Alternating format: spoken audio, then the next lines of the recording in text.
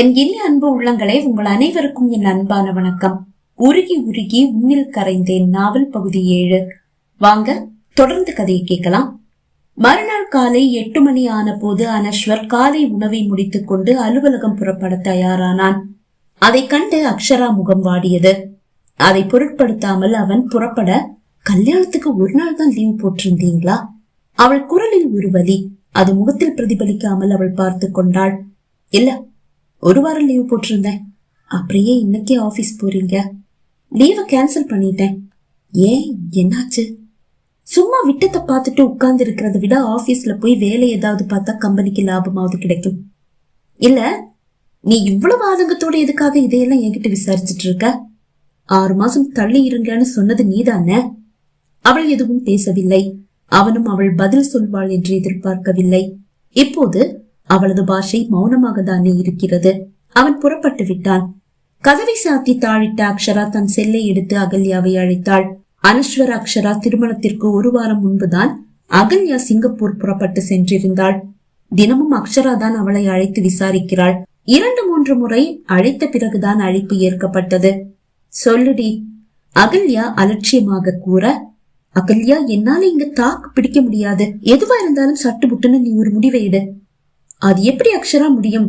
நான் மிஸ்டர் விஜய் கூட கொஞ்ச நாள் நெருக்கமா பழகுனாதானே அவருடைய உண்மையான குணம் என்னன்னு தெரியும். அவருடைய குணத்தை தெரிஞ்சுக்கிறத விட தங்கமானவர்னு தெரிஞ்சுக்கிட்டா அனஸ்வரை ஏத்துக்கிறது தானடி நல்லது. அது எப்படிடி நல்லது? அனஸ்வரை விட விஜய் தான் வசதியானவர். காசு மட்டும்தான் வாழ்க்கையா? இல்லதான். ஆனா காசு இல்லாம எதுவுமே இல்லையே. சரி, அதை விடு. உனக்கு அங்க தாக்கு பிடிக்க முடியாத அளவு அப்படி என்ன பிரச்சனை? அனஸ்வர் என்ன பொண்டாட்டியா பாக்குறாருடி. வாய் விட்டு சிரித்தவள், நம்ப முடியலையே. அப்படியே அவரு பொண்டாட்டியா பார்த்தா கூட என்ன பண்ணிட போறாரு? கட்டி பிடிச்சு ஒரு முத்தம் மட்டும்தான் கொடுப்பாரு. ஆனா நீ ஏதாவது சாக்கு போக்கு சொல்லி தள்ளி போனா அவரு விலகி போயிடுவாரு. எனக்கு அப்படி தெரியல. என்னடி சொல்ற? ஏதாவது தப்பு தண்டா? அதெல்லாம் எதுவும் இல்ல. ஆனா நீ நாளை கடத்த அதுவும் நடந்துடும் போல இருக்கு. அக்ஷரா, அவர் என்னுடைய காதலன், அதை நீ மறந்துடாத. அவர் எனக்கு கணவர், அதை நீயும் மறந்துடாத. அந்த உரிமையை நான் ஒரு நாளும் எடுக்க போறதில்ல. அவர் எடுத்தா என்னால தடுக்க முடியுமான்னு தெரியல. சீக்கிரமா ஒரு முடிவை எடு என்று கூறியவள் கோபமாக அழைப்பி துண்டித்தாள். அலுவலகம் சென்று திரும்பிய அனஸ்வர் அக்ஷராவை பொருட்படுத்தவே இல்லை. அன்று மட்டுமல்ல, தொடர்ந்து வந்த 1 வாரமும் அவன் மிகவும் பரபரப்பாக அலுவலக வேலையில் மூழ்கி போக அது அக்ஷராவுக்கு ஆறுதலாக தான் இருந்தது. ஆனாலும் அவனது ஒவ்வொரு அசைவையும் அவன் அறியாமல் அவள் ரசித்துக் கொண்டுதான் இருந்தாள். அவன் அறியாமல் அவனை ரசிப்பதாக அவள் தான் நினைத்துக் கொண்டிருந்தாள். அவன் அதை அறியவே செய்தான். ஆனால் ஓய்வில்லாத வேலை நிமித்தம் எதையும் கண்டு கொள்ள அவன் தயாராகவில்லை. இப்படி ஒருவள் அவனோடு அவன் அறையில் இருக்கிறாள் என்பதையே அவன் மறந்து விட்டானா? அவளுக்கு சந்தேகம். அகல்யாவை காதலிக்கும் போது கூட இவன் இப்படிதான் இருந்திருப்பானோ? அதனால் தான் ரசனை இல்லாதவன் என்றாளோ? உண்மையிலேயே அனஸ்வரை எண்ணும் போது அக்ஷராவுக்கு வியப்பாக தான் இருக்கிறது. காதல் என்றால் அப்படி ஒரு காதல், விலகல் என்றால் அப்படி ஒரு விலகல். இவன் தனக்கு கிடைப்பானா மாட்டானா என்ற ஏக்கமும் தவிப்பும் அவள் மனதில் இருக்க, தினமும் அதை உறுதிப்படுத்திக் கொள்ள அகல்யாவை அழைக்கவே செய்கிறாள். ஒவ்வொரு முறையும் அகல்யாவை அழைக்கும் போது, எனக்கு விஜய் போதும், விஜய் போதும், விஜய் மட்டும் போதும் என்று கூறுவாள். அதை கேட்டு அனஸ்வர் தனக்கு தான் என்று அக்ஷரா மனம் நம்ப ஆரம்பித்த போதுதான் இதோ எதிர்பாராத அந்த அழைப்பு அக்ஷராவை தேடி வந்தது. ஆம், அகல்யாவிடமிருந்து அழைப்பு. சிங்கப்பூர் சென்ற பிறகு அகல்யாவாக இப்போதுதான் முதன்முறை அக்ஷராவை அழைக்கிறாள். லேப்டாப்பில் ஏதோ வேலையாக இருக்கும் அனஸ்வரை ஓர பார்வையால் ரசித்தபடியே செல்போனை நோண்டி கொண்டிருந்த அக்ஷரா அழைப்பை ஏற்றாள். சொல்லு அகல்யா. அவள் அப்படி கூறியதும் தன் வேலையை அப்படியே நிறுத்திவிட்டு தலையை உயர்த்தி அக்ஷராவை பார்த்தான் அனஸ்வர். ஆனால் அதை அக்ஷரா கவனிக்கவில்லை. எதிர்முனையில் அகல்யாவின் விசும்பல் சத்தம் கேட்கிறது. ஏய், என்னடியாச்சு? ஏன் அழற? அக்ஷரா, எனக்கு என்னுடைய வாழ்க்கையை திருப்பி கொடுத்துடு. என்னுடைய அனஸ்வரி எனக்கு போதும். இடியாக அக்ஷரா தலையில் வந்து விழுந்தது அகல்யாவின் அந்த வார்த்தைகள். அவள் விழிகள் அவளையும் அறியாமல் அனஸ்வரை பார்த்தது. அவன் அக்ஷராவையே பார்த்து கொண்டிருக்கிறான். விழிகளை இழுத்து வேறு பக்கம் நட்டவள், என்னடி, என்னாச்சு என்று கேட்டாள். இந்த விஜய் ரொம்ப மோசமானவனா இருக்கான். அவன் இன்னைக்கு என்ன ஒரு ஹோட்டலுக்கு கூட்டிட்டு போனான். அங்க ஒரு வயசானவரை சந்திச்சோம். அவர் விஜயோட பிசினஸ் பார்ட்னராம், கோடீஸ்வரராம்.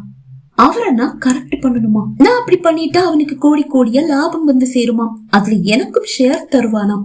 இவன் என்ன விபச்சாரின்னு நினைச்சிட்டானா? அதெல்லாம் முடியாது, எனக்கு உன்னுடைய வேலையும் தேவையில்லை, இந்த சிங்கப்பூரும் தேவையில்லை அப்படின்னு சொல்லிட்டு வந்துட்டேன். நான் இன்னும் 2 நாள்ல சென்னை வந்துடுவேன். என்னுடைய அனஸ்வரை எனக்கு திருப்பி கொடுத்துடு அக்ஷரா பிளீஸ். சிறிது நேரம் அக்ஷரா அமைதி காத்தாள். ஏய், என்னடியாச்சு?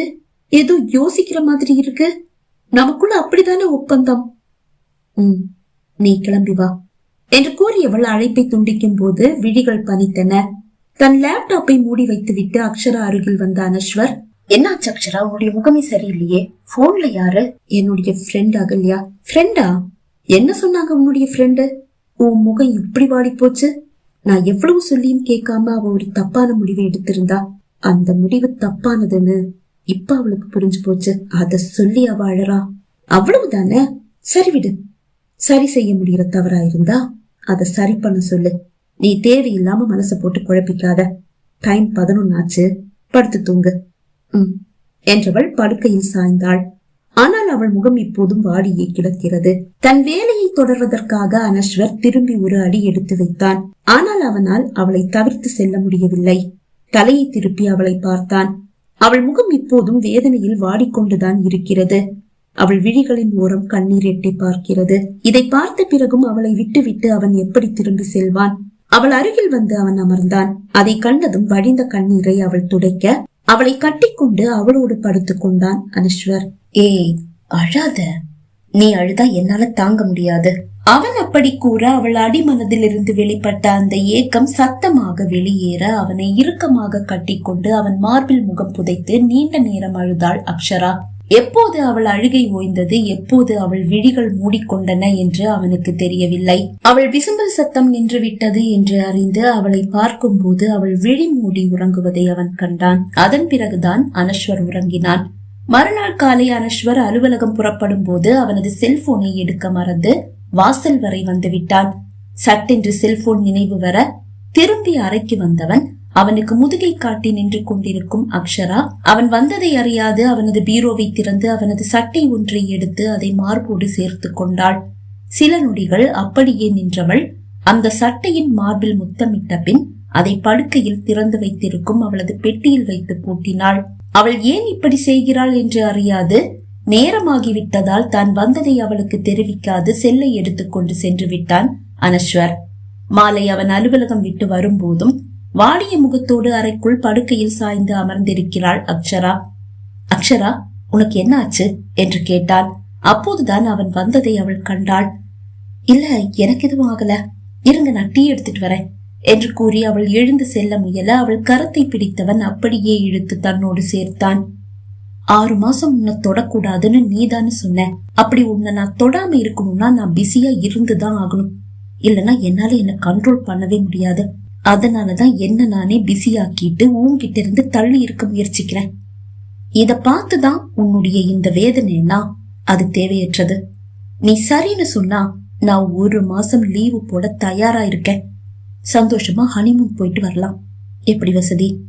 சிரிக்க முயன்று தோற்றவள், இந்த வேதனை உங்களுக்காக இல்ல, என்னுடைய ஃப்ரெண்டுக்காக.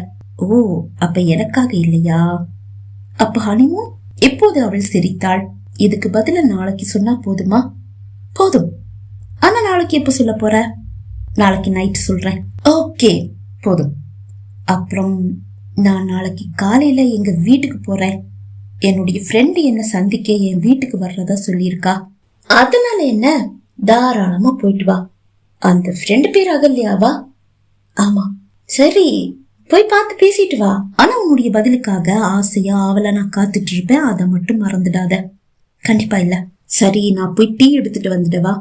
ஓகே என்றவன் அவளை விடுவித்தான். அவள் அங்கிருந்து நகர அக்ஷரா என்று அழைத்தான். அவள் தலையை திருப்பி பார்த்தாள். நான் வேலையா இருக்கும் போது கூட உன்னை கவனிச்சுட்டு தான் இருந்தேன். நீ என்ன ரகசியமா ரசிக்கிறத நான் கவனிக்காம இல்ல. ஆசைகளை மனசுல பூட்டி வைக்கிறதால 2 பேருக்கும் எந்த லாபமும் கிடையாது, நஷ்டம் மட்டும்தான். கணவன் மனைவிக்குள்ள நீ நான் கிடையாது. நீதான் நான் தான் நீ. உனக்கு புரியும் நினைக்கிறேன்.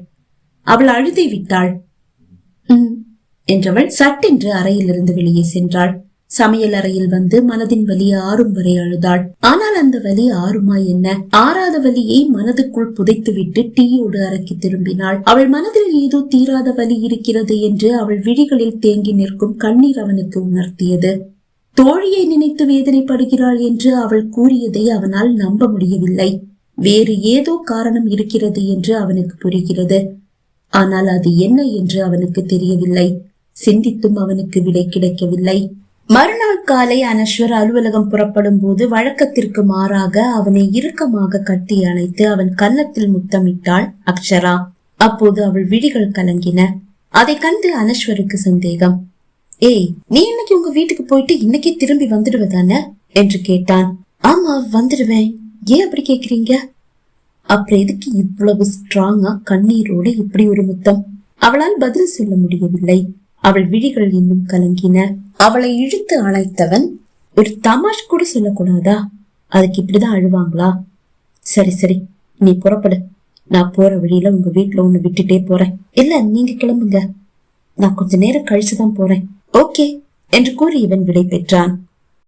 பகுதி 7 நிறைவடைந்தது. பகுதி 8 உங்களை சந்திக்கும் வரை விடை பெறுகிறேன். நன்றி, வணக்கம்.